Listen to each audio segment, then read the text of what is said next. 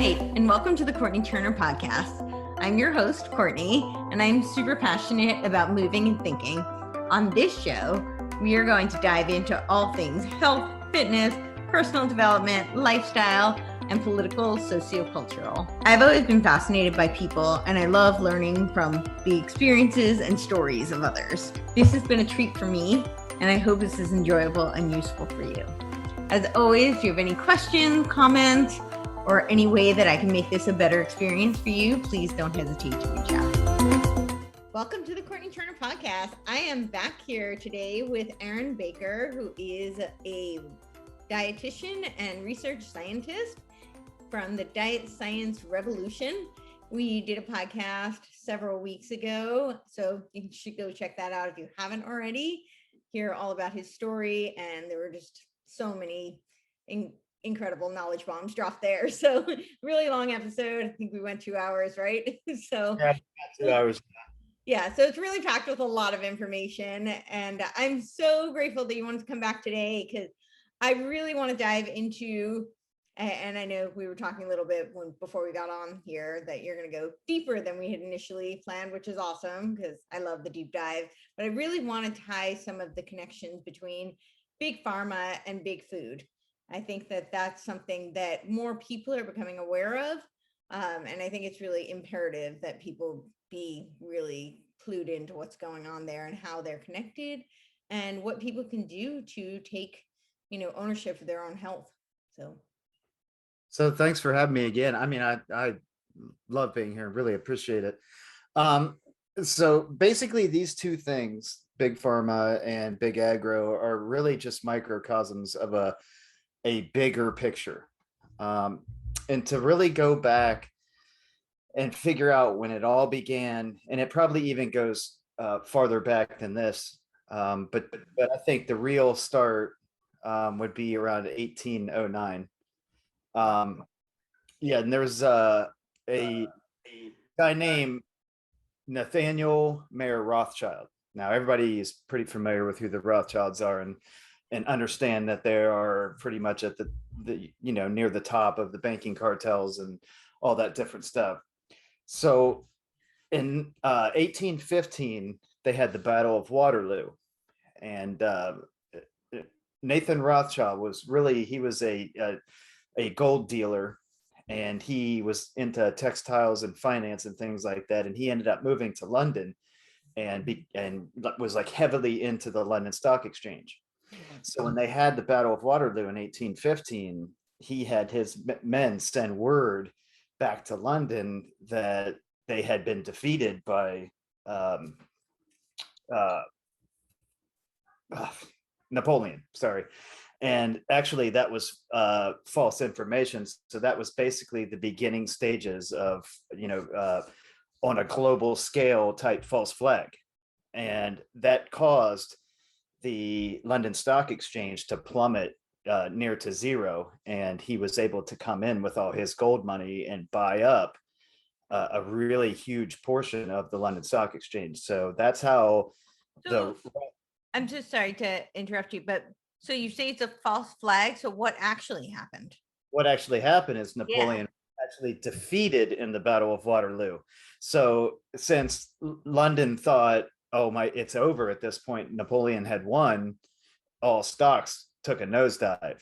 And then basically the next morning, they had found out that Rothschild's information was untrue. And actually Napoleon had lost the war, so stocks went back up. And by that time, he had bought everything up on pennies on the dollar. So he became one of the richest people in the world overnight, basically. And that's what really started the Rothschild clan. Now, he was born in Frankfurt, Germany. So we all know a lot of the Big Pharma roots actually came from the Big Pharma area. Mm-hmm. He became a Freemason from Lodge 12, and that was the premier Grand Lodge of London in 1805. So he was all part of that whole Freemasonry cabal, for lack of a better term. Now, moving on to the next guy that I'm setting up, I'm going to kind of set up a couple characters, and then we're going to just tie it all together up at the end. The next guy I want to talk about is a very evil man, born in 1939. His name is John D. Rockefeller, and I'm sure everybody knows about Rockefeller Center and how this demon had been glorified, okay, as this, financial giant and hero. And actually, John D. Rockefeller, most people don't know this, he was actually 3 times richer than Jeff Bezos in his time. So he was the richest man in the world, not Jeff Bezos. So John Rockefeller owned Standard Oil. Yeah. And after some time, Standard Oil had gotten broken up into different oil companies, Chevron, a whole bunch. It's Ohio. I mean, there was a whole bunch of different gas companies that branched off from that, but that's how he made his killing, was in the oil business. Right. Now he saw eye to eye with Adolf Hitler on eugenics. He was a big time into eugenics, and he kind of equally saw a chance to mold a future around eugenics. So basically, I don't know if you've ever heard of, Michael Rivera. You ever heard of him? I haven't. I believe he does a show, and the show is called What Happened? The What Happened Show, or something like that. Okay. About 15, maybe almost 20 years ago, maybe not that long, I'd say probably more 15, he did a documentary called All Wars Are Bankers' Wars. Mm-hmm. Okay. And if you ever get a chance to check that out, if you can even find it at this point, that's a really good one to watch. And he kind of shows how, all the way back to like the French Revolution, and how it's always been the bankers that have manipulated both sides of the war. I've read a lot about that. So this documentary again is All Wars Are Bankers' Wars. All Wars Are Bankers' Wars by Michael Rivera. Probably one of the hands down best documentaries that I've ever watched, that will give you an insight of what war has really been about. Because if you think about all the nonsense of war, what's it always been about? It's always been about money and power, right? Yeah. So you bring in a guy like Prescott Bush, okay? This is George Bush Sr.'s father. Now, he was a big banker, and he actually was the guy who was funding and sort of managing Adolf Hitler. So you already have Bush ties now into the Nazi regime, okay? Now, but the Bush family are descendants of the Habsburgs, so that makes sense. Yeah. Right. So you got a pretty good background on where they come from. Yeah. So you have Rockefeller, and then you have Rothschild, you have Bush. Now, since Rockefeller was a big oil guy, and so were the Bushes, it was kind of a big thing for Rockefeller to get in there and kind of get mixed up and controlled with Hitler, because after the war was over, and we all know, and I think it's been kind of proven at this point, that Hitler never really lost the war. And there's a lot of evidence out there, especially on History Channel, that Finding Hitler or Chasing Hitler or whatever that show was. There's a lot of evidence to suggest that the Nazis never really lost the war. Adolf Hitler and a lot of the Nazis actually went to like Argentina and escaped. And it's even rumored some of them may even went to Antarctica. And that's where the Fourth Reich has really started to flourish, is in Antarctica, with all the technology that's been found down there and things like that. Now, a lot of that's unproven. So right. I've heard about it, but I haven't seen conclusive information on it. Yeah. Sure. And I agree. That's why, it's speculation at this point.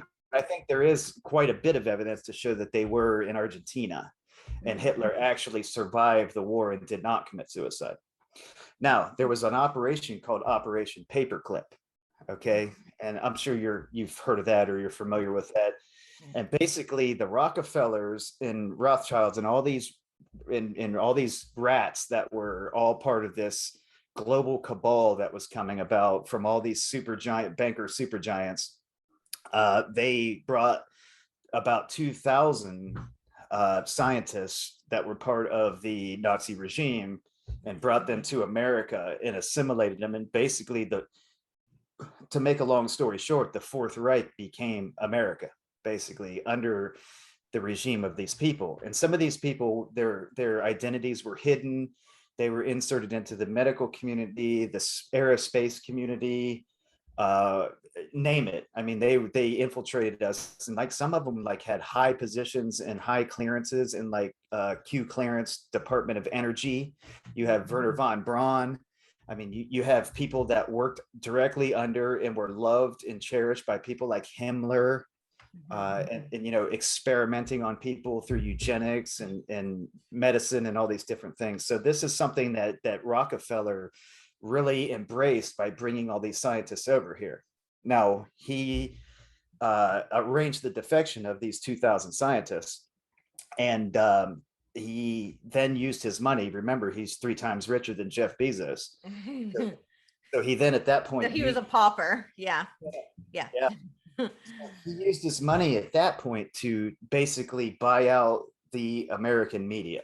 So now you have a guy who is bringing a bunch of scientists over here who's into eugenics, right, who now owns the media. So he started using the media, and he used them to hijack medicine.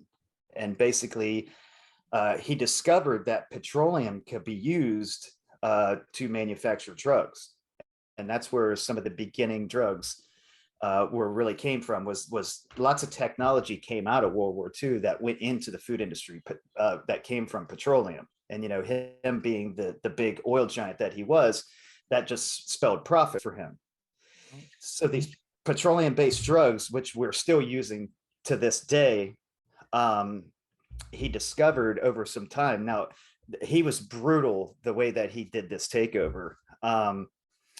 What he did was he used his propagandist army, his media army, to demonize, basically invert reality about how the body worked and how medicine worked. And he demonized herbs that have been used for like thousands of years. So natural medicine was basically outlawed. And then he used his money to pressure Congress into declaring that like natural healing was quackery, right? So then he took control of the American Medical Association, and he gave these huge grants to all the universities to teach his curriculum and his curriculum only. And anything outside of that, of course, they would lose grants. And then it got to the point really where they would strip licenses from doctors and even jailed some for malpractice, for using natural modalities that had been around for thousands of years. So this was a completely evil agenda. And to make it even eviler after that, he started to discover that his petrochemicals were causing cancer. So he founded the American Medical Association to basically cover up the relationship between medicine and cancer. Now, the American Cancer Society has been around for how many years? 70, 80 years, or whatever it is. And they've never discovered a cure for cancer. I mean, now you can kind of see how they're controlling the medical system and controlling our health through their petrochemicals. Okay. Right. Now you look into Monsanto, and Monsanto came up roughly the same way. Monsanto, they were a petrochemical company, and they really flourished after World War II. And once again, they're using the petrochemicals, and they actually created DDT. And now I think it was like in the 70s, now they discovered how awful that really was. And that DDT is banned in most cases. Sure. And they moved on to create other chemicals. They created Agent Orange for Vietnam, all the different defoliants and all that stuff. They were a merger of other companies. I believe their original Monsanto company was, or they bought, I think they merged or bought Searle. Now, yeah, Searle was Donald Rumsfeld's baby. And that's where I believe it was saccharin, if I remember correctly. Was it saccharin or aspartame? Aspartame. It was aspartame. Okay. Yeah, that's what I thought. Yeah, and I can't remember what they were. I think they were looking for a diabetes medication at the time or some. I can't remember how they discovered it. But it had to be FDA approved like 4 or 5 times until it finally got FDA approved because it's toxic. And Rumsfeld got his way into the FDA and basically rubber stamped it. And that's really how Monsanto and these companies have operated. So now we bring in our Rockefeller connection. Okay, so Monsanto in 1966, James S. Rockefeller, one of the Rockefeller clan, was elected as the board director and a finance committee member for Monsanto. So now you're starting to tie in your food industry, your petrochemicals, and your medical industry. So we're starting to get this picture of this Rockefeller monopoly. Right. Now you start bringing in some of the other deep state rats, and I'm sure you've heard of Bilderberg. Mm-hmm. Yep. Okay, so we have the Bilderberg group, and that was in 1954 is when that group started. And basically it was a collection of European royalty, global business giants, medical, you name it, all the big people. I do believe that there's the first one, their transcriber, the guy who was had one of the most important roles of the Bilderberg group, the first year in 1954, which it took place in Oosterbeek, Netherlands, and that's how it got its name because it was at the Bilderberg Hotel. Okay, so they kind of just kept that name, and it's gone from country to country, and it's usually they've had it in America before, but it's usually in European countries. Right. I think they've had headquarters in New York before, right? Yeah, that's the UN. I believe has the headquarters in New York. UN does, CFR does, a bunch of them do, but yeah, but they're all pretty much tied in together. So it's pretty much all just, one. I have a nice little infographic of how they're all connected, the rings on ring structure. Yeah. Right. Yep. And it's super interesting. But they had a man there that was what was the word that they called it? I can't remember, but it was a rapporteur. And basically it was the guy who was supposed to document everything that happened and make sure everything was translated and all things were recorded of this meeting. And that man was David Rockefeller, the son of John D. Rockefeller. So now you have your Rockefeller ties here in the Bilderberg group with a lot of the other. Now, if you look at the first list of people who went to the Bilderberg meeting, other than like the Prince Philip and a couple other people and Rockefeller, a lot of those names are just people you've never heard of. But then it started progressing as it went on. Then you started getting your Soroses, your Bill Gates Sr., who was also another really huge eugenicist. Yes. So now you're starting to get the rats coming together, right? Now you have the Gateses inserting themselves into this globalist agenda. Okay. Then as things went along, now you got to understand how powerful these people are. These are people who make decisions for the world that affect the entire planet. Okay. They've picked presidents, and it's rumored that they've picked every president since, what was it they said, since they killed Kennedy, or was it even before him? I would say before him, because Wilson was pretty vocal about being an advocate for the New World Order. Yeah. And we see a lot of changes after, I would even say after 1861, there were a lot of changes, but definitely after 1913, the Federal Reserve Act. Yeah. Sure. So just about every president since JFK has attended the Bilderberg meeting and been coronated the year before they get elected.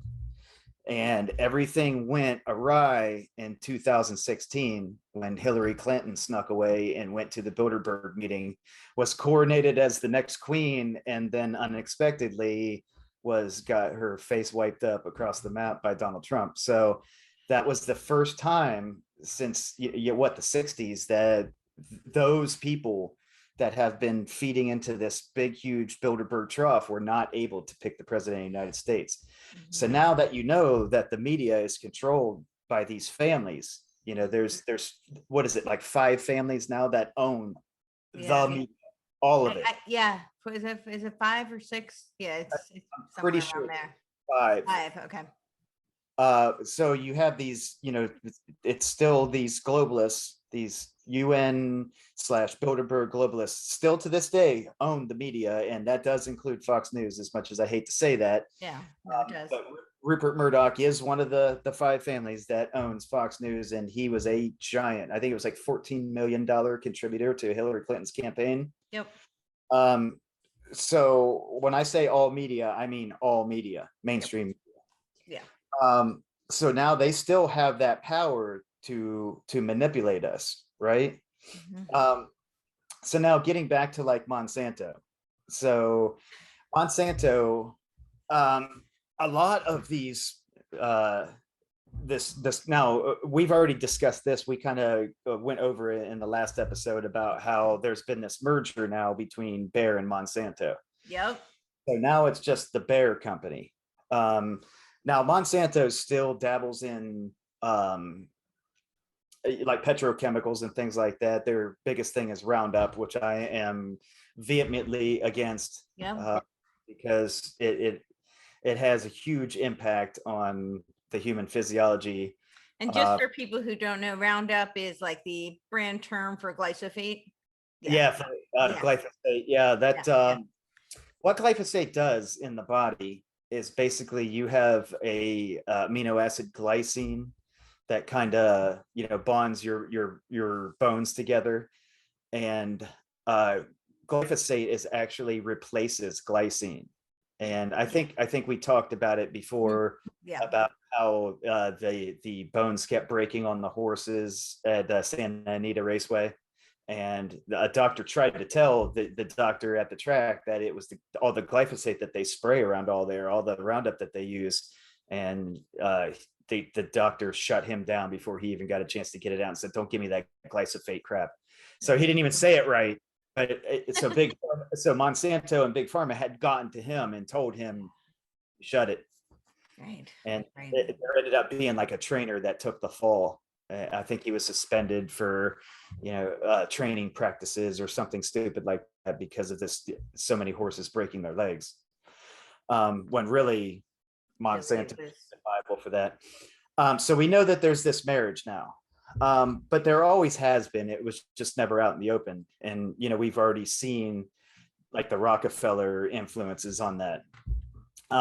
So you have a collection of people who are basically eugenicists working within these, and they all kind of feed into the same round of things. Okay. You have all these guys like Soros, the Rockefellers, the Rothschilds, all this, they're all feeding money into these different global corporations, the Pfizer, Moderna, all these different companies.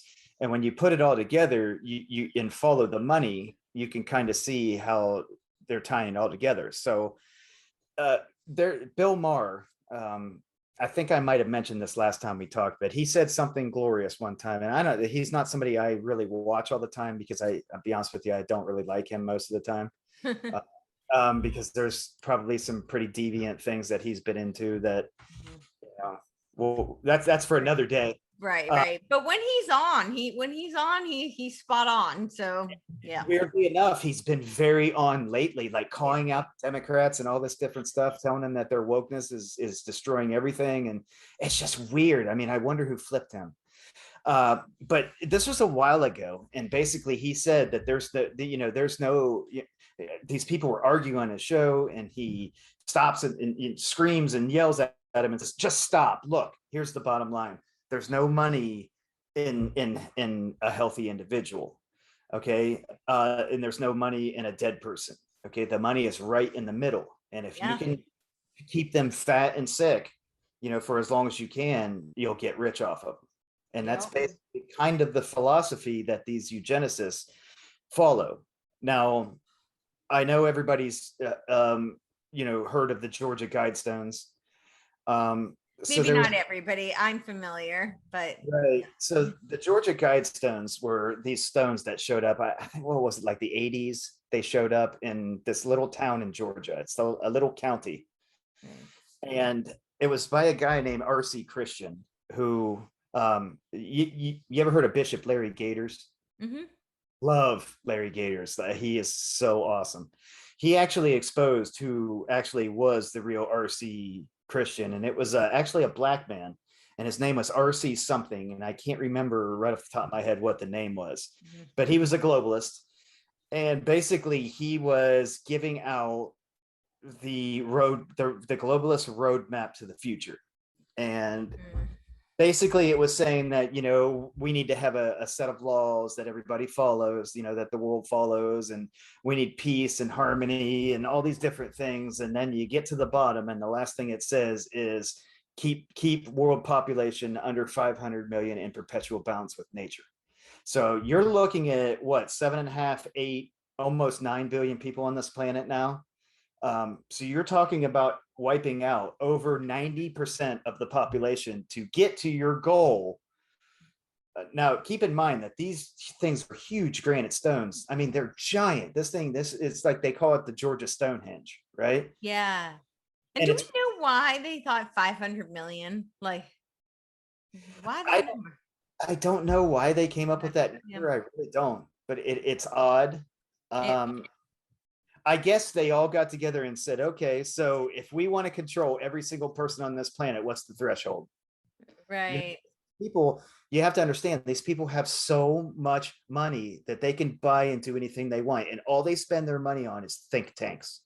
Okay. Yep. They get all these people together and they say, this is our problem, solve it. And that's what they do. And their problems always don't benefit you.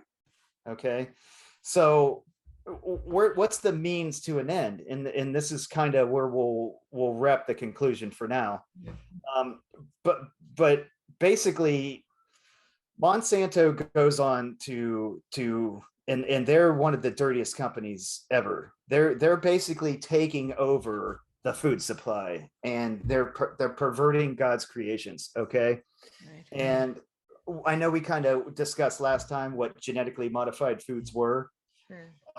So basically, you can't patent anything natural. That's always been a rule of thumb. So their game is always to demonize whatever is good for you. And that's where you're getting into this nonsense now of cow farts cause global warming, so we have to ban meat, and you're going to eat bugs and soy. Okay, and we'll call it near beer meat. Right? Did you see the latest too? With now they're saying they can like genetically modify you so that you will have like a reaction to meat, so that people won't be able to digest meat anymore. They're like, yeah, we can, genetically modify you so that you won't be able to, because we really need to eliminate this meat consumption. Yeah. That's honestly, that all that's going to do is benefit them. That is to separate from the proteins that you need. So it's funny that people see these things as little individual isolated incidences. All connected. Right. But if you ask anyone, if you think that Big Pharma is corrupt, every single person, left, right, and center, will tell you, oh, we know that, then why are you taking this? I mean, Courtney, I'm at the point now where the BS is so high in this country with the way that they've kept us in servitude and slavery for so long. What's it going to take? When are we going to stand up? And I'm not talking about, shooting a CEO or doing this and that. I'm talking about peacefully assembling. And what's funny and what gets me is there is a really good friend of mine that lives in Norwich in the UK. And he protests. Okay, now I hear everybody give the British a bad rap, saying how wimpy they are and how they gave up their guns by a false flag and all this different stuff, but I'll tell you what, if you've seen some of the videos that my friend John has shared with me and the protests that he is going to, they have millions of people, protest in London. Okay, what do we have here? I go and try to protest mass mandates and things like that here, and there's 50 people here. I know. Okay? I know. We're Americans. how long are we going to live in this servitude? How long are we going to let people like David Rockefeller make us sick with this food? You know, we're supposed to have some of the best watchdog agencies in the world, the FDA, the USDA. These people are supposed to work for us and protect us, and they get their living off of our tax money. But what do? They rubber stamp everything. We are the fattest and sickest nation in the world, and we have the third largest cause of death is medical errors in this country. Okay, so I keep hearing all these different rumors about this future where we're supposed to have these technologies, these med beds, and all this different stuff, but I've seen absolutely zero proof of any of that. Right. So, Right. so you know what I mean? I don't look. I do believe the military has our back. I believe that there will be a point that this global cabal is going to have to be removed from the planet one way or another, and I don't think it's going to be us that do it.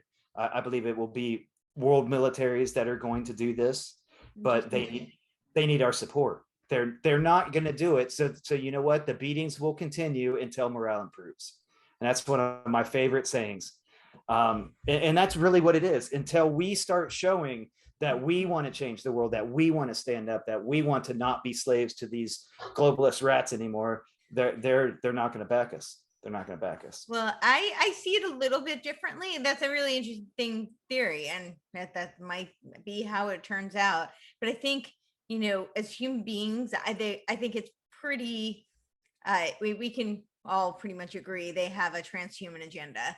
And, you know, there's lots of evidence to support that, you know, that this whole movement of, you know, because they need to patent things, so they're modifying everything, so they, you know, DNA, the genetic modified food, all these things, you know, so that they can patent it, own it. So there's, you know, Bertrand Russell talked about transhumanism 100 years ago. This isn't new. But I think the biggest antidote to transhumanism is free will. And, you know, just as you were talking about with the, you know, the resistance that you're seeing even in, you know, the UK, you're seeing it in so many other parts of the world where they're really, they've had to fight such strong, you know, servitude, really, you know, they're in like these draconian lockdowns and with such really restrictive measures. So, you know, they're fighting something even, because they're, the resistance needs to be that much stronger because the, you know, protocols are kind of like I always say about, you know, I'm in California, and I feel like in some ways the resistance in California is stronger than the rest of the country because it has to be, you know, the polar opposite reaction gets created. But I think what's funny is, I'm sorry, I didn't mean to cut you off there. Yeah. A friend of mine, actually, it's my brother-in-law. He's he's blood brother as far as I'm concerned. He always says to me, weak times make weak people, weak people make strong times make weak people make strong times.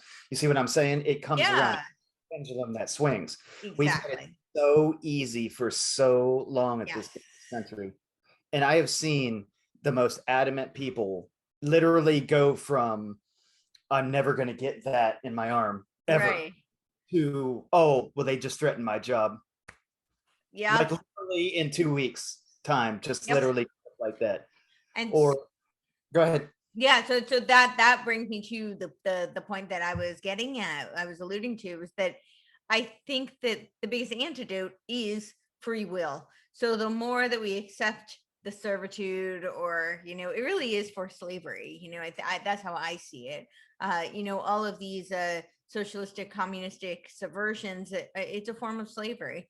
And so that is a form of, you know, taking away free will. And until we really rise up against that, and I do think it's really incumbent upon Americans to lead the way in fighting for the free will of humanity.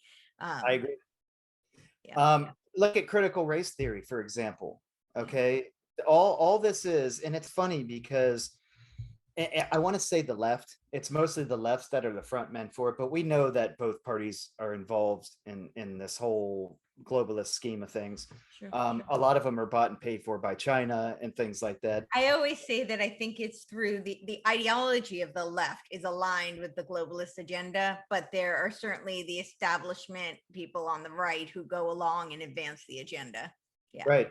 And that's those people, especially on the left, they're the ones that are willing to wear it out on their sleeve, are the most racist, the most hateful, and the most fascistic minded people on the planet. Yeah. But yet they hide under the cover of everything they are by accusing you of that. It's sociopathic behavior. Okay. Absolutely. And so they want a fascist government, so they hide, their army and under whatever they do, they accuse you of. Yep.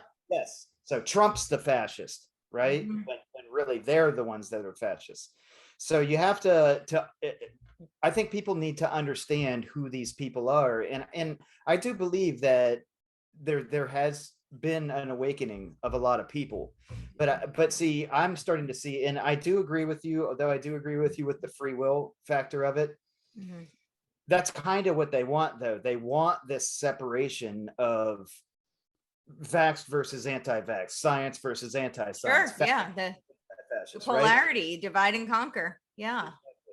So I think until we all understand that the people that the left, the average person on the left that wants trans rights or wants this or wants that, or wants anti-fascism and wants, equal pay for equal work and all these different things, they don't understand that a lot of these agendas are being perpetuated and pushed forward by the very people who want communism, socialism, world government, world eugenics, forced vaccinations, all these different things. These are the same people. This is being funded by George Soros Open Society, the Rockefeller Foundation, the Bill and Melinda Gates Foundation. All of these different foundations that are pouring money into this huge globalist trough are the same people who are pushing for things like universal basic income.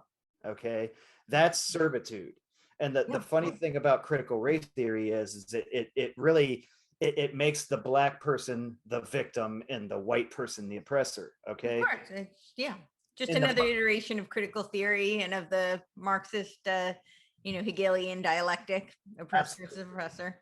The problem with that is slavery has still not ended. It never has. And how quickly people forget about the Barbary slaves, okay, which were white slaves who were owned by African slave traders. Okay, this was a worldwide problem. It wasn't just blacks in the United States getting forced and beaten and all this stuff. This was a worldwide problem. It was happening everywhere in every part of the country, and it has not ended. Okay, it's just changed the face. Okay, it's no longer we keep you in squalor, we keep you in chains, and we beat you if you don't do what we say or call yourself Kunta Kinte. Okay. Now slavery is human trafficking, and it's a huge, huge, huge problem that reaches all.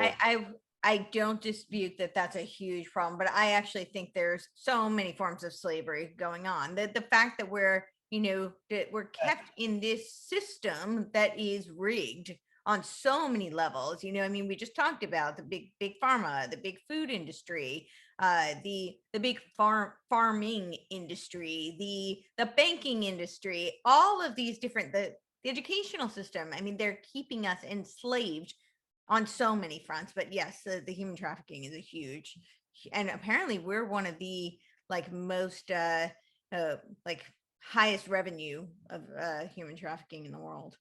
And the one that kills me coming from the left right now is trust the science. Okay. Yeah. They cease to recognize that science is a method.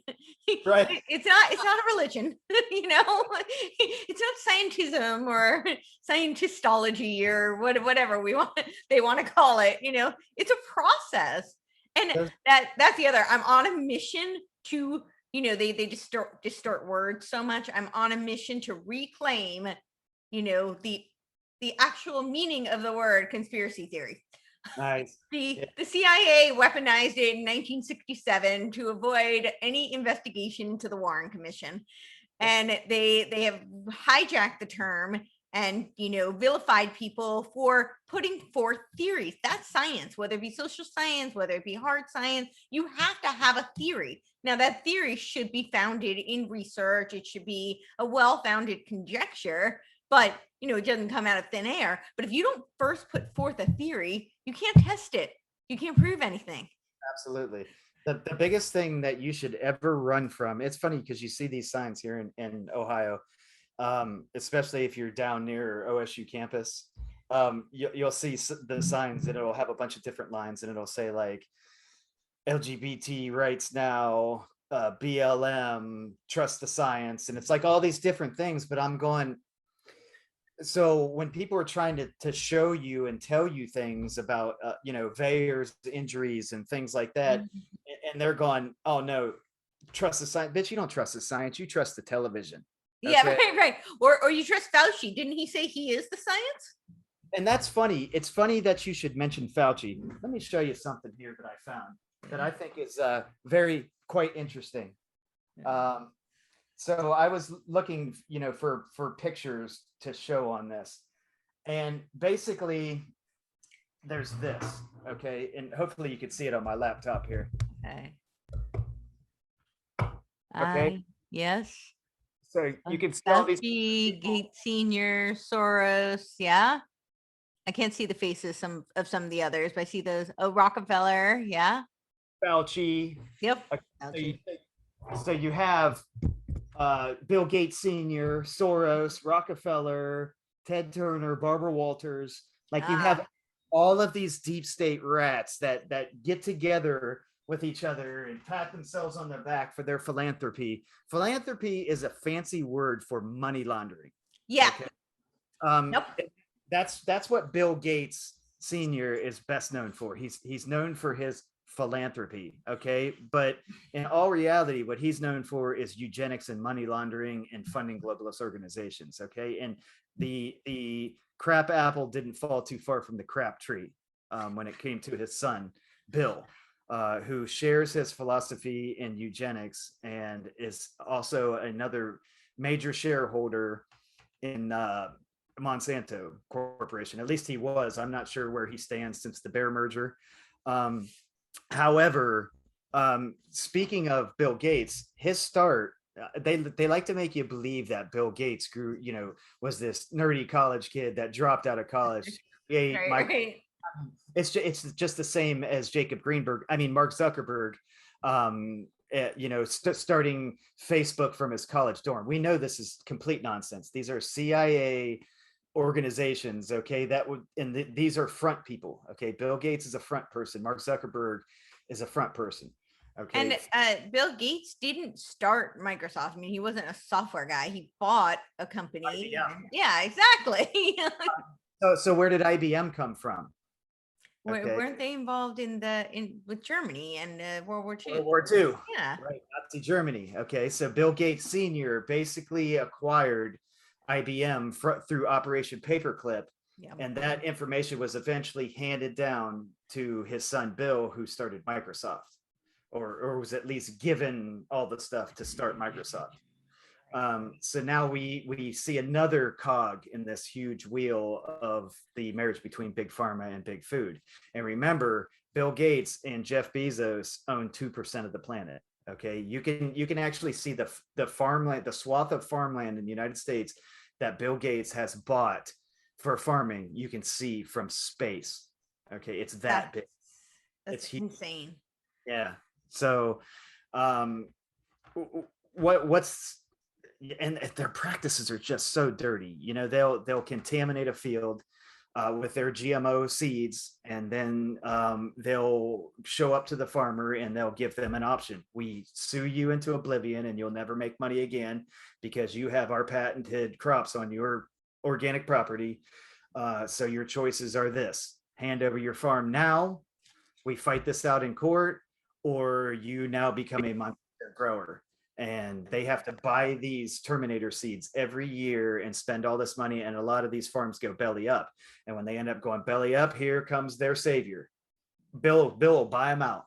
Okay. Now we have another, 1,000 hectares or whatever of more farmland for Bill.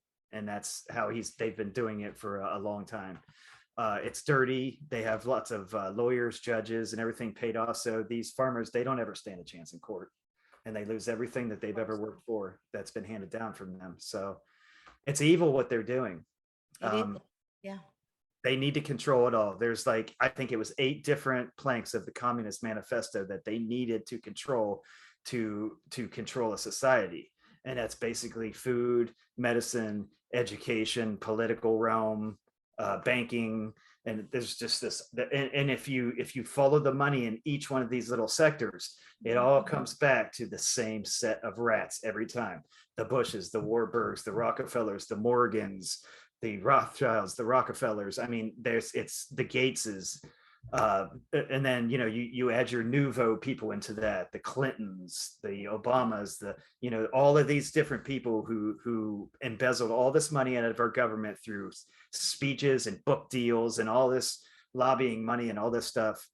How do you get $450,000 a year or something like that for being president, and you go in $500,000 and you come out with 500 million? Okay, right. Which is what Obama did. That only comes. I think this is why they're trying to dumb down, math in this country, so that people can't figure that one out. Yeah. Math doesn't quite add up. No. And they don't want you to know the math either, because they don't want you figuring out how many pizzas and hot dogs you can actually get for $50,000 delivered to the White House. And it's things like that you have to question the motives of all these people and what they're doing. So I think a lot of these different things that they're doing, one of their biggest ways that they love to steal from us is foreign aid. So they'll send foreign aid to a country, and they'll give a country, 20 million or $20 billion or whatever money denomination they feel like, and 25% of it gets kicked back to an account somewhere. Yep. Right. And that's that. And there's nobody there to keep records and say, oh, okay, well, this is where the money went to this country and this is what they spent it on. And let me tell you something, they're not spending it on transgender programs in the Middle East. I can tell you that much. Right. Yeah. I think that we can probably be pretty sure on that. That's not a very likely bet. Yeah. Right. Yeah. Something else is going on. Yeah. So that's basically the gist of it. And I mean, honestly, we could go into this all day long with, the different things that Monsanto done, the different things that Big Pharma's done. We could get into, the whole, CV19 agenda and all those different things. There's so many offshoots. But basically what it really comes down to, and I firmly believe this, that the Third Reich never died. It transmuted into the Fourth Reich. Okay, when you think of Nazis, you think of all these people together, goose stepping and doing these salutes and all this different stuff.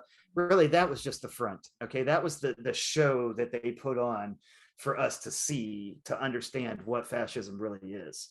Okay, and it's not really that. Okay, but the things that Hitler did were part of fascism. That's owning all the business, and owning everything, and basically having your worker work for you. You pay them a universal basic income, you do all this stuff.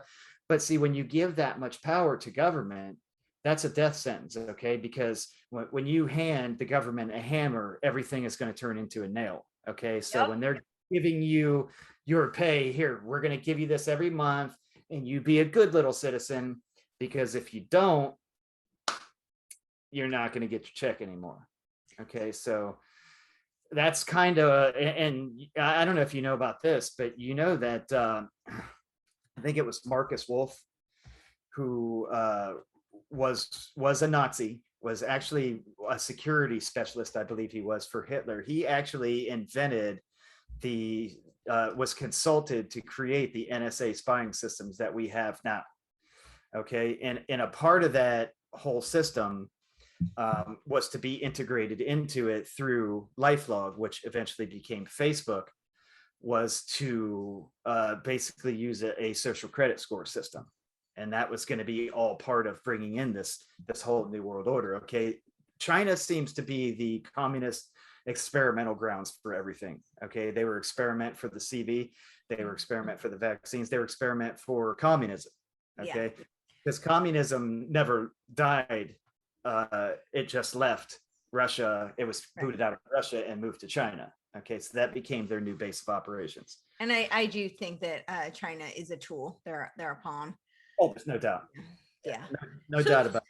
Say that chain again with sorry, say his name, and then LifeLog became Facebook. The guy from NASA. Okay, yeah. You're not familiar with LifeLog? No. Okay, so oh, this is a good one. Okay, so LifeLog was a DARPA program. Okay, and okay, yeah. And basically, what LifeLog was supposed to do was to now. Do you have your internet access in front of you?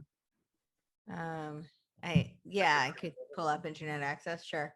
Okay, so what LifeLog was is the CIA and DARPA invented a spyware program basically that documented everything about you, all of your metadata, everything you do, where you go. Now Google has 35,000 pages on everybody. Right. So but you have to understand, Google is DARPA.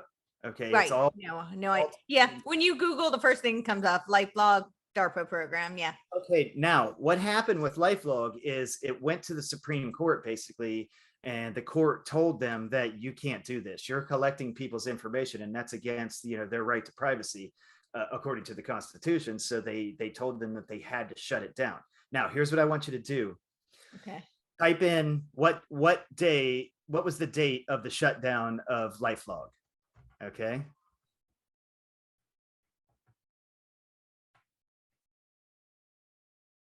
And this will blow your mind a little bit.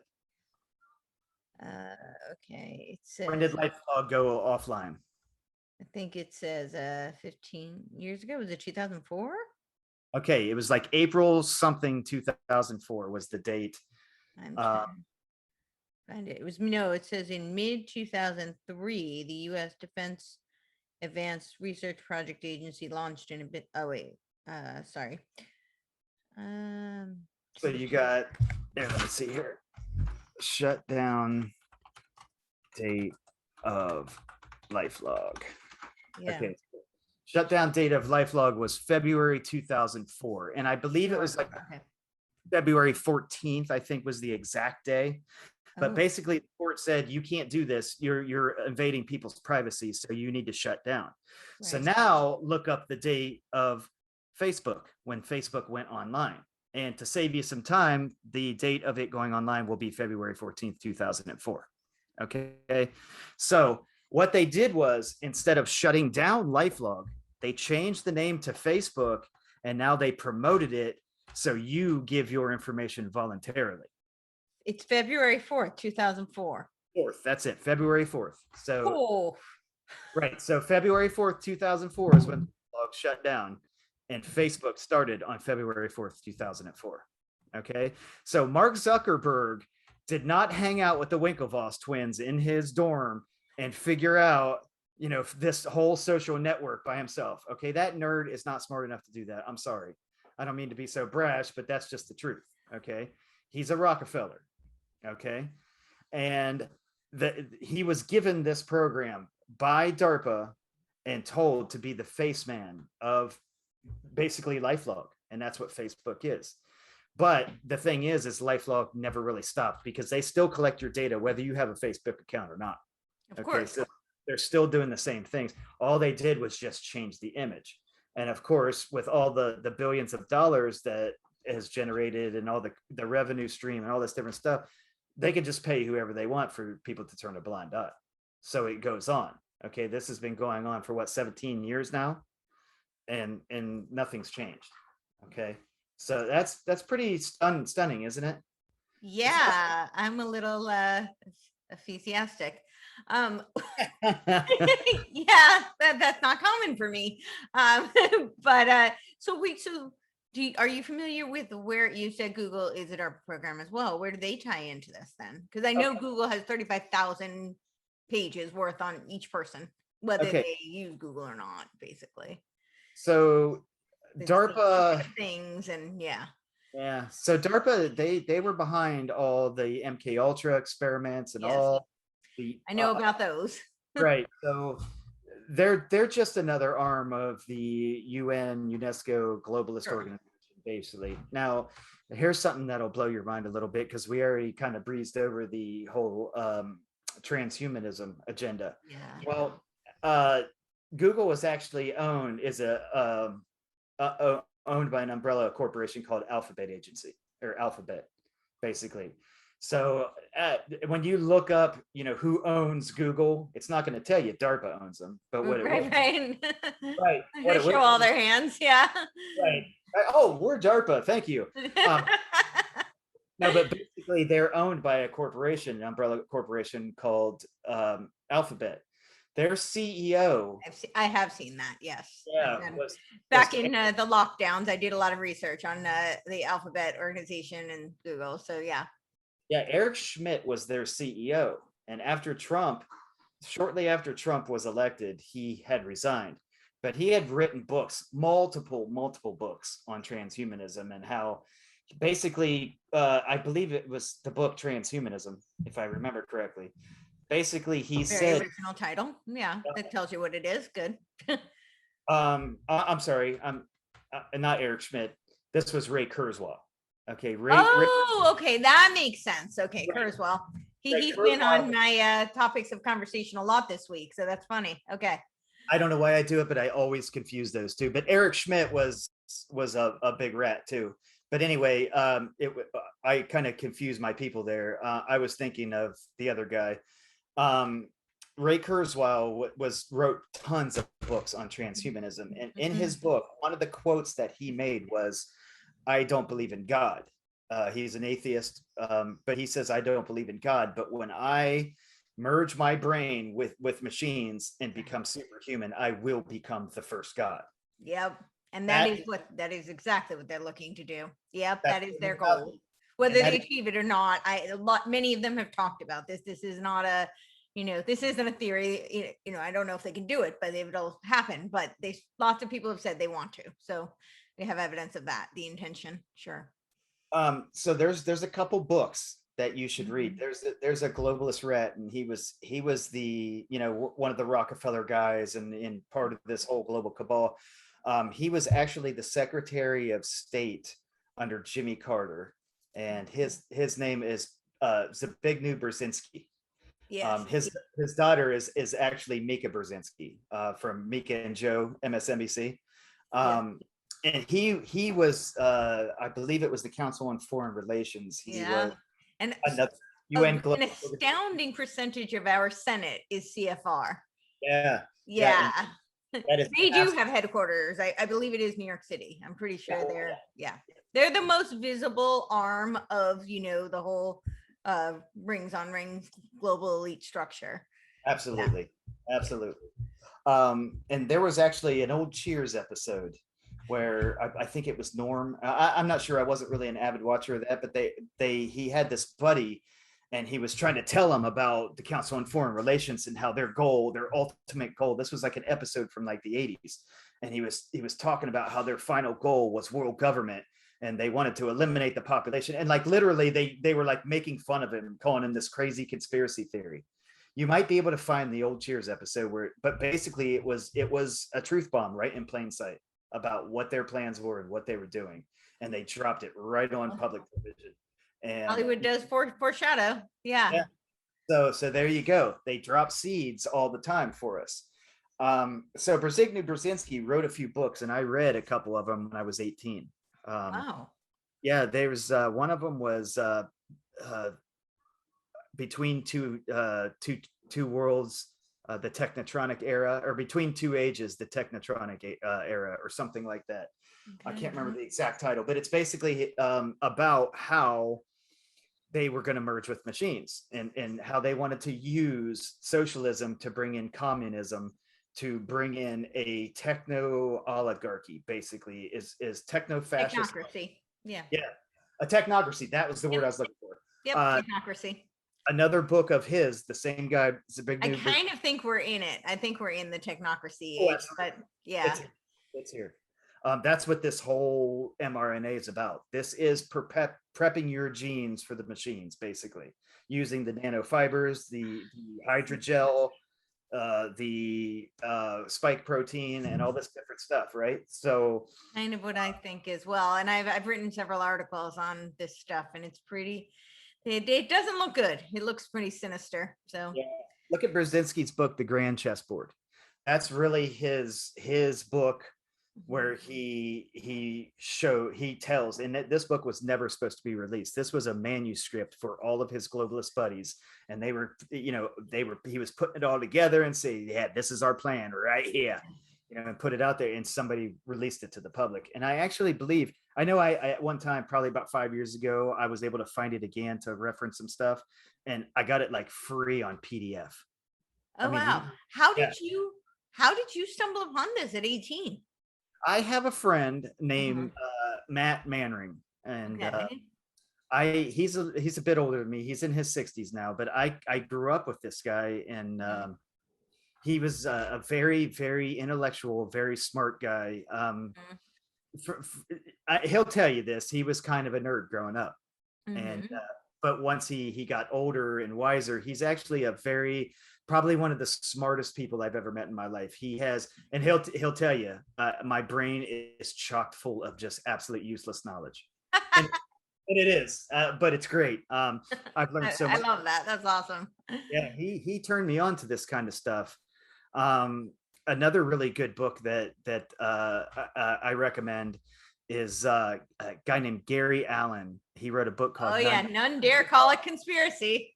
My favorite book. My favorite line from that book is conspiracy can only survive in the dark. That's it. And this is why I want to take back the term conspiracy theory, because they usurped it, just like they do with all language and with all signs and semiotics. I mean, they stole the rainbow, they steal all sorts of symbols, and they steal words and they twist it because they're masters of deception. This is the, and if you know anything about the postmodernists and Derrida, they know the power of language, and it's all about usurping and twisting the language to, serve their. My hero was Bruce Lee. Like I Bruce Lee everything. Yeah.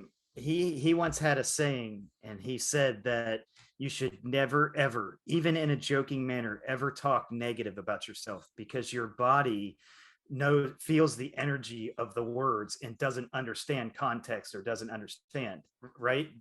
So basically it goes back to what we talked about last time with Dr. Yumoto, how water holds memory. Yeah. It's an intentions create, right? He said they call it, he said words are incantations, they are spells. That's why they call it spelling. Okay. Oh, wow, interesting. And I thought about that, and I go, he's absolutely right. He was wise beyond his years, and I still to this day do not believe that he died the way he died. I believe he was murdered. Because Bruce Lee? Yeah, because they didn't want him to bring the martial arts to the West like he did. Right. And I believe he was murdered. Is that true or not? I don't know, but I mean, come on, he was a very healthy. I mean, this guy had his brain and his body mastered. Yeah. Circumstance of death. What was it like? Bad food or something like that. It didn't make any sense at all. But he was wise beyond his years, and he understood the power of the mind and the power of intention. So with the word, what's also really interesting is, regardless of whether you're religious or not, if you're familiar with the Bible, they say that, the logos is right. Yeah. The logos is the origin. They don't say, it's God. They don't say it's, man, it's logos. Yeah. And logos is the word. So it's tremendous power is the spoken word. And certainly, it's every variation of the word, the written word, the mythological translations of the words. Yeah. And this is the funny thing is I've read the Bible, both books, cover to cover 4 times. Oh, wow. I still don't understand it all. I mean, honestly, the language is not very versed, but I know about the logos.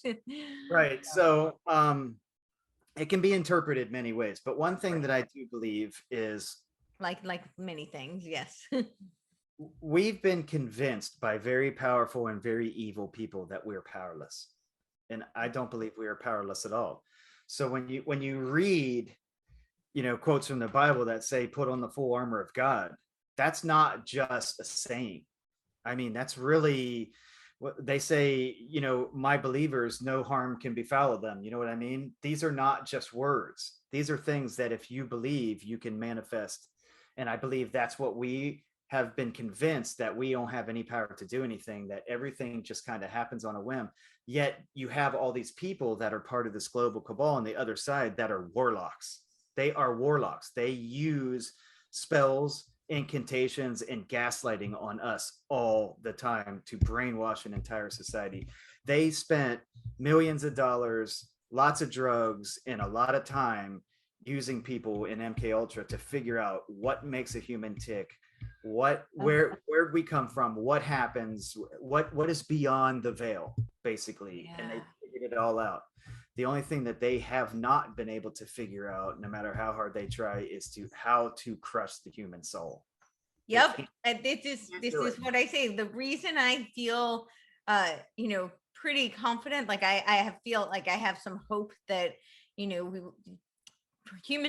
will prevail, is because the opposition underestimates the power of the spirit, the soul, that we are not just these physical beings that can be merged with technology.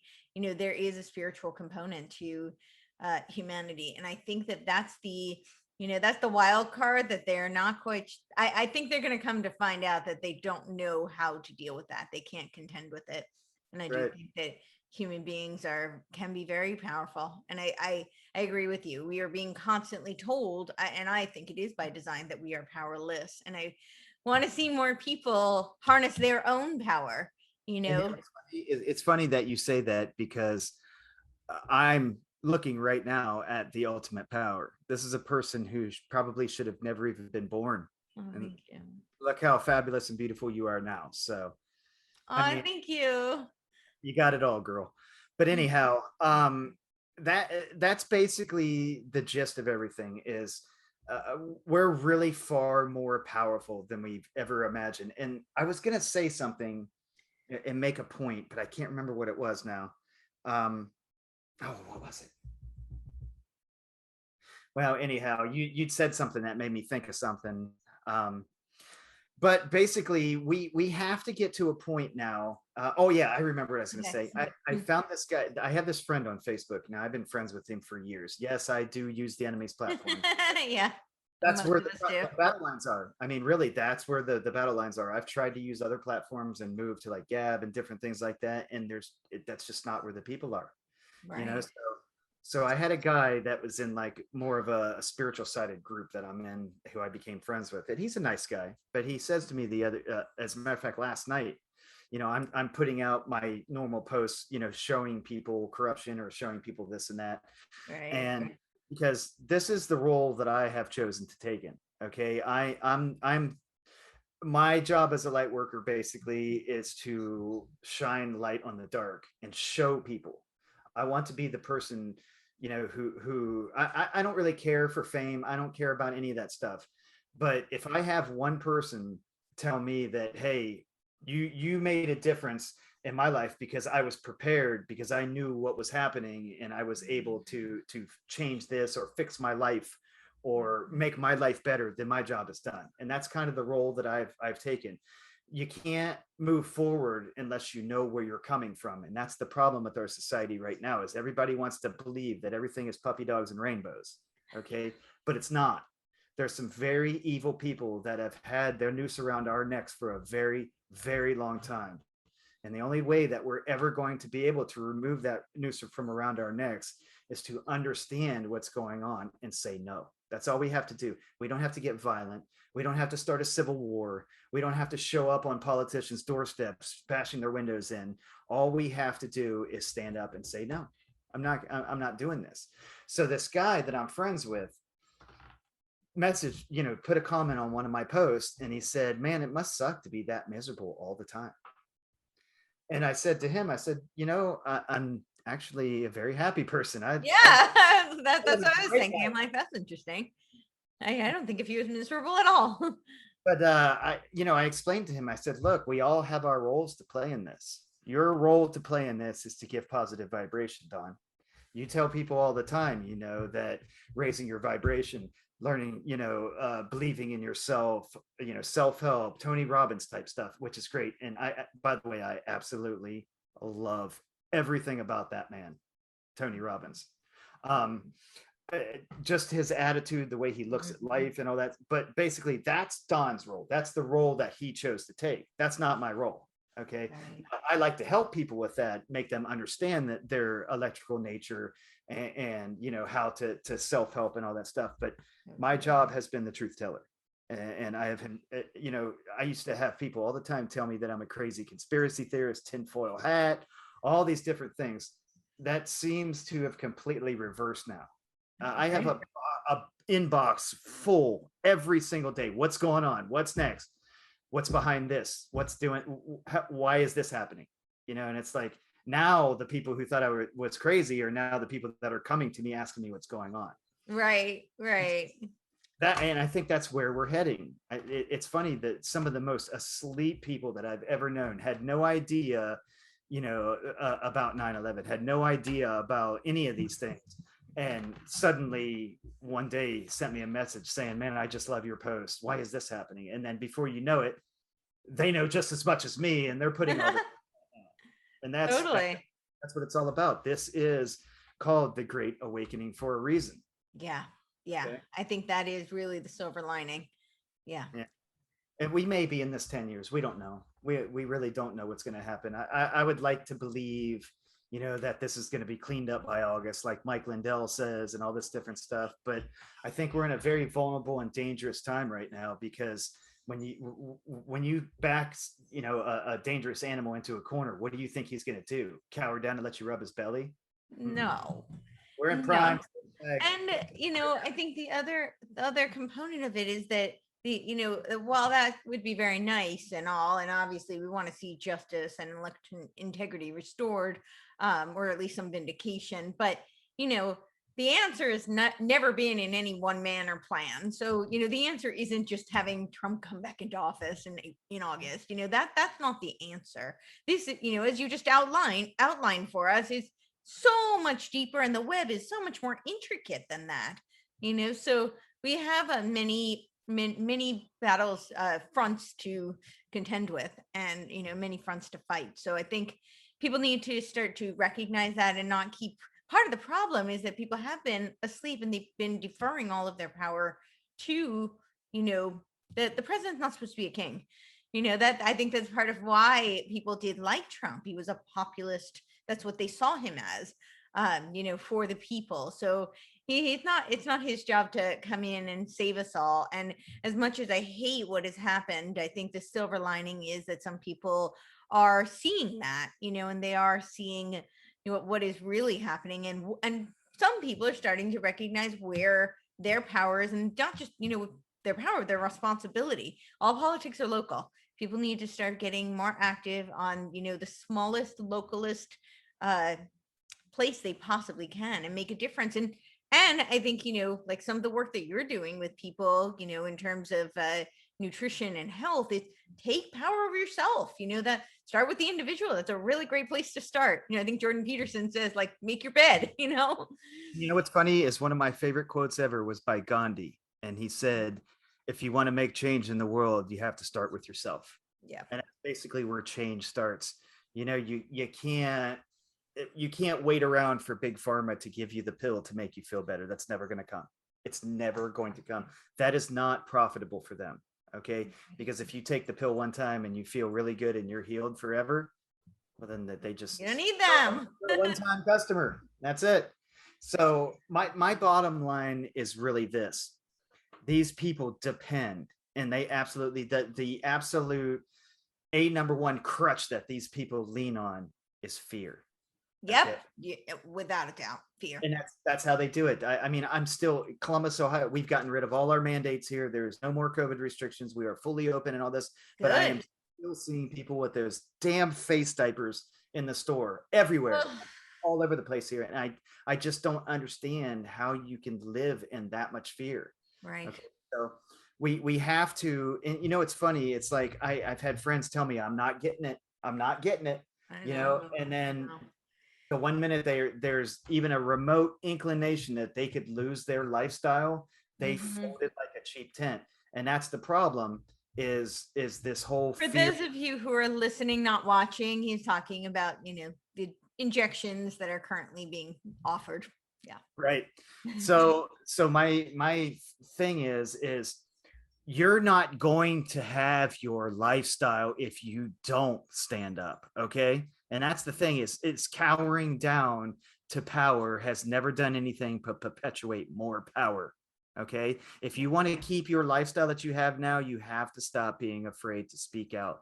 You have to stop being afraid to try to wake others. You have to stop being afraid to take care of your own life. We the days of waiting for somebody else to clean up our problems. Okay. The politicians are not going to solve our problems. They are the ones that cause them. Oh, exactly. Yeah. They're not going to clean up their own mess. That's up to us. And the only way we're going to made that mess for a reason, wasn't an it accident. serves them. So, yeah. Well, yeah, I would love to do another one where we can dive into some of this stuff, how this all ties into the, current CV-19, milieu that we're. We can do a let's. Yeah. Cool. Well, if you have any, what? Sorry. About that subject, yeah. Yeah, for sure. And I think we're seeing a lot of connections. It's as you said, they're not separate. This is really all interconnected. So yeah, so if you've had that shot, you're no longer human. I mean, you've been genetically modified. Now, have we been genetically modified in the past, in the remote past? We don't know. We really don't know. Humans have changed so much since Neanderthal man. Do we really know, how we came about? We don't, because I can tell you right now, most of the history that we've been taught is not even true. We don't. Do we even know what's really true? I think the only person who really knows what truth there really is probably the Vatican. Most of the history has been locked in the basement of the Vatican, and nobody's allowed to look at it. Wow, I didn't actually know that. Interesting. Oh, yeah, the Vatican Library. That's any history. Vatican Library. Yes. Okay. Yeah, they have all the true history. So we don't know. Has humans only been around for 4,000 or 5,000 years, or have we been around for hundreds of thousands to millions of years? I think science has pretty much shown that it's been way longer than we've been told. So. Well, they have alluded to that, and they kind of insinuate that we've just been in different variations of when it's not quite the same version of what we're seeing today.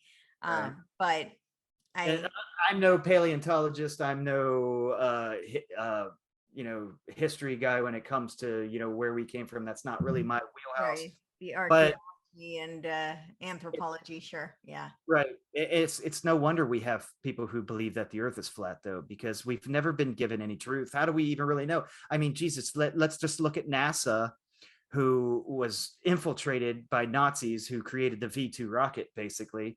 And these were all Nazis. Werner von Braun, that ran our space program and all this stuff, and NOAA, which is part of NASA, has been lying to us about climate for so long. I mean, you know what NASA really stands for, don't you? Never a straight answer. Right, never a straight answer. Do we even know that the moon landings were even real? I mean, I've seen some evidence to say that it wasn't, but then again, I've seen evidence to suggest that maybe it was. We just didn't see the real tapes. We saw the reenactment. I mean, it is kind of odd that they used a landline phone to call the moon, and I can't even get a signal on 270. You know what I mean? I mean, it was just. Well, I will tell you this. I know that people have been lied to so much that at this point, lots of people who are, starting to wake up have gone crazy. They will believe anything. And, there are some things that are really just true. Like, not everything is some hidden theory that you didn't know about. I mean, like, we can pretty much rule out the flat Earth thing. Sunrise, sunset kind of gets rid of that one. Two Earths, yeah. Well, we and we don't need like a conclusive study to prove everything. Like sometimes circumstantial evidence and empirical evidence are enough. Like I don't need to be a meteorologist to tell you that it's raining, You or that gotta it understand looks like it's probably going to rain. that's all rabbit holes, though. I mean, they have to keep us distracted any way they can. Right. And that is, that's what controlled opposition is all about. Yeah. So, I mean, are there aliens here? Are there not aliens here? Are they demons? oh yeah, that whole psyop is coming. It's coming in full force. I mean, what better way to convince the world to band together and form a one world government that will protect them against the extraterrestrials that are coming to take us over? You ever see that video of Werner von Braun's assistant? No. She was a white-haired lady. I can't remember her name for the life of me, but she came out and talked about what it was like to work for Werner von Braun. When they and she said that at one point, it was near the end of his life, he basically told her to watch out for the final card, and he kept saying the final card. And then she said, "What is the final card?" And basically the final card was Operation Bluebeam, which was a fake alien invasion. Right. I definitely think that that's on the table. I think there's evidence to suggest that they do have that technology and are able to make holograms in the sky. They put a city in the sky in China. Did you ever see that? I've seen pictures of So I know Obama was just saying that when we have some of this disclosure, we're going to see that new religions might come to be, which was part of actually the New World Order plan, was to bring in basically a Luciferian New World Order religion, one world religion. And that's always been kind of part of it. But the funny thing is it seems like all their goals have not been met. Like they're behind schedule on Are they behind? Tell me that, because I keep feeling like they're ahead. They're actually not. And that's why everything is going out in the open now. They have to step on the gas. Time is running out for them. Okay. Yeah, so I was feeling like they were ahead of schedule, and then I saw that they put out agenda 2025, and I was like, wait, what happened to agenda 2030? Are they like bumping this up 5 years? That's not good. That's you got to understand that we're in a civil war right now, whether people understand that or they don't understand that. I think we're kind of in both a civil and world. I think it just looks different. It's an information, it's a you hit the word right there. It's an information, technological, biological. Yeah, this is 5th generation warfare. Okay. And that's not your grandpa's storming Normandy Beach anymore. Right. It's not kinetic. Yeah. Right. I don't know if it'll ever get to that point. I don't think it will. That's my opinion. I don't see that it will go kinetic, and I think that's fortunate. I don't think we want to see that, to be honest. The technology and the abilities that are available would not be pretty in a kinetic warfare. So, but you have to understand, though, that doesn't mean that our lives are not at risk. I'm aware of that. I don't know if everybody is, but I think that is definitely something I'm trying to impress on people, not to impose fear on people, but because the more we know, then the more we can fight back and take some ownership over our lives. That's it. That's why I do what I do, and I speak out the way I speak out, because knowledge is power, and it always has been power. Okay, so when I see what I think is going on at this point is I don't know if you've ever heard about the 16-year plan, and it was basically 8 years of the Obama administration followed by 8 years of the Clinton administration, and the plan was allegedly supposed to be put us into nuclear war, and then from nuclear war, and this was supposed to happen immediately. And then they were going to steal the second election of Hillary, and that's when she was going to completely turn us over to basically the UN and the New World Order. And that was there was a combination of emails and all this stuff that kind of showed this, but basically they had a 16-year plan, and that was foiled when Donald Trump won the presidency. So that right there put them behind 4 years or 8 years. Well, 4 at this point, because now they allegedly have Biden back in. So that actually could be a whole nother show, because there's a lot of things that suggest that we have 2 presidents right now. One is the commander in chief, and one is the president of a defunct corporation that no longer exists, a bankrupt corporation. Is that true or not? Maybe not, but that's something we can discuss. I don't know that it's true. I do think that there was some evidence to support that, Kennedy had a 45-year plan, and there were some documents that Trump had signed that support that. And he did consolidate debts out of the London bank, which would have continued to, foist that plan forward. But, obviously now that has been overturned immediately, and our debts are right back in. So I don't know. I obviously I wasn't in on that meeting, we'll just say, but there's I wasn't privy to. You ever heard of Monkey Works? Yeah, I have. Yeah. It's kind of strange that he basically, anybody who doesn't know him, basically what he does is he does sit reps, where he was a Air Force guy, and he basically all the flights. Yeah. Right. He'll look at all military flights, all commercial flights, and take a snapshot basically of what's going on at that point in time.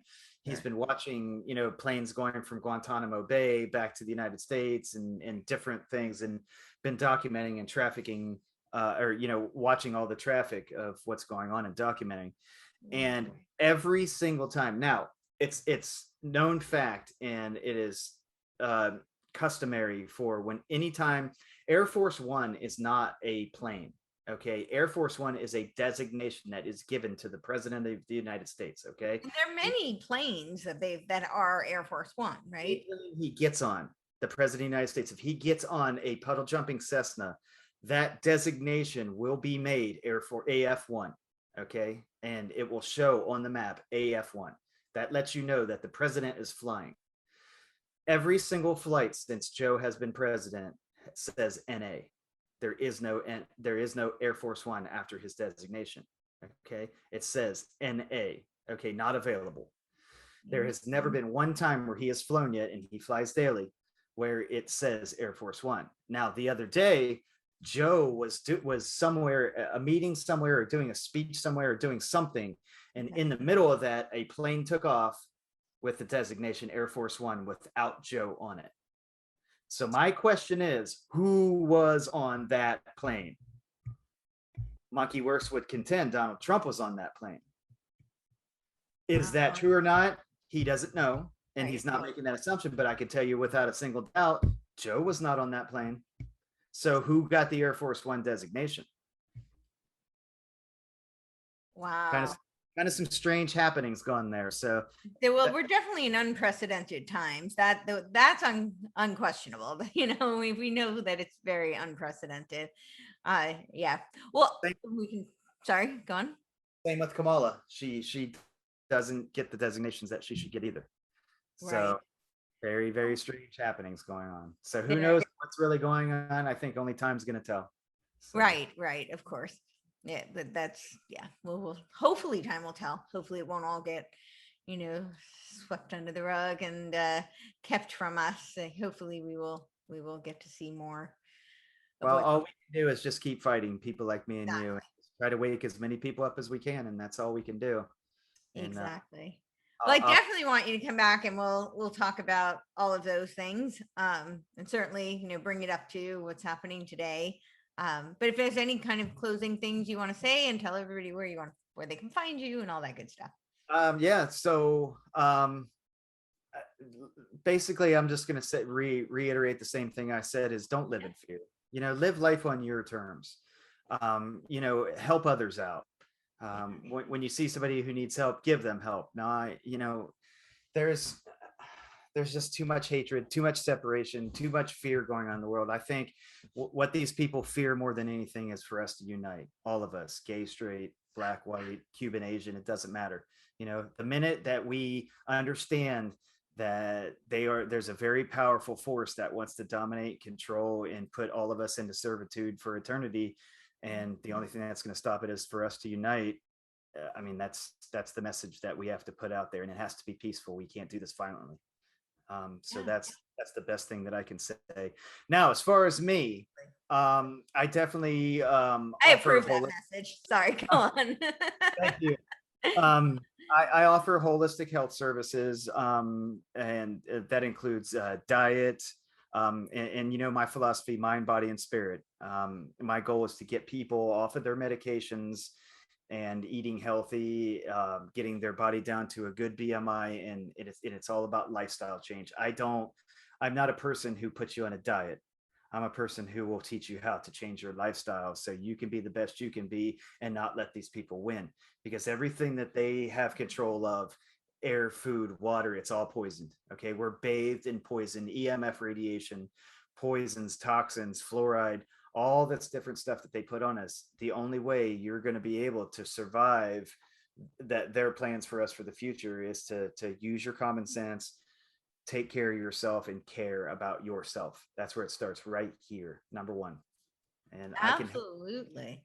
So my website is www.dietsciencerevolution.com. I'm also under the same name on YouTube, Twitter, Facebook. So you can find me on any of those platforms. And if you just have questions, ask. You want to join my friends list, just ask. Yeah, you know, just tell me Courtney sent you. Awesome. Yeah. So, and definitely check out, we did another episode, is a while back, and he talks all about the ways that you can take control of your health. So definitely check that out, you know, like, subscribe, and thank you so much for doing this. This is awesome. It's just always so much fun. Anytime. Yeah. Till the next time. Take care.